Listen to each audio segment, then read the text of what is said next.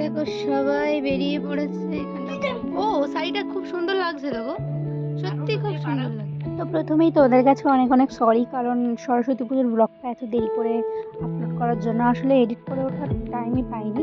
তো আমি এখানে মেকআপ করতে বসে গেছিলাম, আর তুমি আমার মেকআপ স্টার্টও করে দিয়েছিল। দেখো পুজো বলে কথা, একটু মেকআপ না করলে কি হয়, আর অনেকজন বলে যে তোকে মেকআপ ছাড়াও অনেক ভালো লাগে, তো আমি জানি আমাকে মেকআপ ছাড়া ভালো লাগে। তো এখানে আমি রেডিও হয়ে গেছি হালকা একটু মেকআপ করে। এখানে এখানে একজন বেরিয়ে পড়েছে আর একজনের জন্য ওয়েট করছিলাম।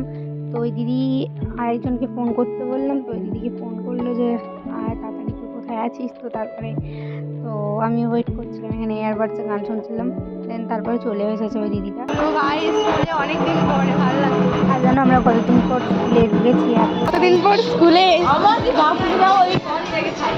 স্যার স্কুলে ঢুকি অলরেডি পুজো স্টার্ট হয়ে গেছিলো, কিন্তু ঘটোত্তোলন হয়নি বলে পুষ্পাঞ্জলিটা স্টার্ট হয়নি। আর এখানে দেখো আমি যে আন্টির কাছে গান শিখি, ওনারই নাতনি, দুজনেই নাতনি। ছোটোটা পুচকুটাকে কত সুন্দর লাগছে, আর এটাও দিদি। তারপরে দেখো চারিদিকে কাপল কাপল কাপল, মাঝখানে আমরা, আমি ভাবছি সব কাপল ফটো তুলেই যাচ্ছে মাঝখানে আমি আর আমার দিদি একজন সিঙ্গেল, আমরা তিনজন সিঙ্গেল নাড়া দেখাচ্ছি।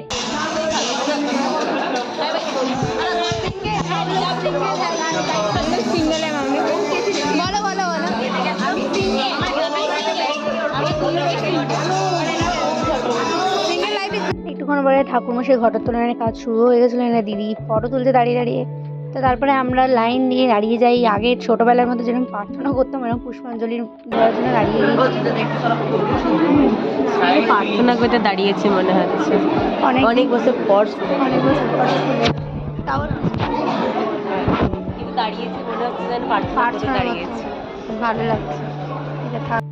তারপরে প্রার্থনা করেই ঠুরি পুষ্পাঞ্জলি দিয়েই আমরা চারজন এখন টোটোতে বসে গেছি। আমার একটা বান্ধবী গোলাপটা কার জন্য, এটা আমি ছবি তুলবো, তুই তো জানিস ভালো করে আমি ছবি তুলবো না, সবাই ছবি তুলবে কিন্তু কেউ ছবি তুলবে না, না রে ছবি তুলা হবে। তারপরে আমি একটু মজা করে বলেছিলাম ভাই গোলাপটা কার জন্য, মানে কে দিল। তারপরে সত্যি কথা বলতে আমরা গোলাপটা কিনেছিলাম ফটো তোলার জন্য, আর তুলেওছি অনেক হাজার হাজার ফটো। যেতে একটা কিউট ঠাকুরও দেখে নিয়েছি, ঠাকুর দেখে খিদেও পেয়ে গেছে, তাই একটু ফুচকা খেয়ে চলে এসেছিলাম আমাদের পরে চলে এসেছিলাম কলেজে। যদিও বা আমার এই কলেজ নয়, আমি এই কলেজে পড়িনি। তো ঘুরে বাড়ি চলে এসেছি, এবারে জুয়েলারিগুলো সব খুলবো, শাড়িটা চেঞ্জ করে ফেলেছি।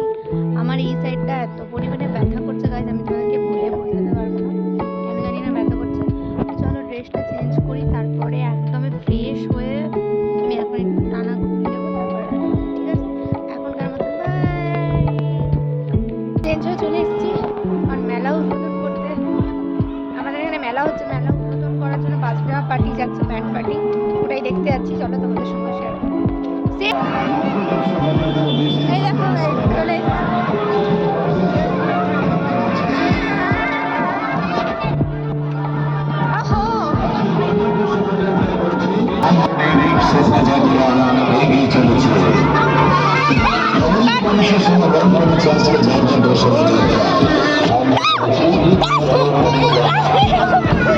আমার বোন তো ওই বাঘটাকে দেখে ছুটে পালিয়ে গেছিলো, বাট আমি ওই সাহস করে একটু ওই বিয়ারটার সঙ্গে হ্যান্ডশেক করলো, পরে আমি একটু ভয় পেয়ে গেছিলাম, বাঘটা গায়ের কাছে চলে এসেছিলো।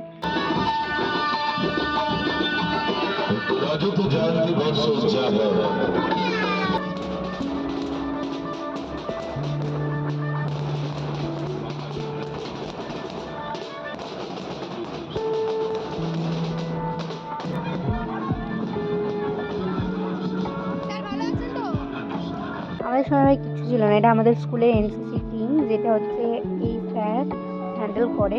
তো স্যার দেখে আমাকে চিনতে পেরেছিলাম, তাই স্যারকে বলছিলাম স্যার ভালো আছেন তো। তো খুব ভালো লাগলো দেখে অনেকদিন পরে স্কুলের বাচ্চাদেরকে। তারপরে এইটা বাউল টাইপের কিছু একটা যাচ্ছিল।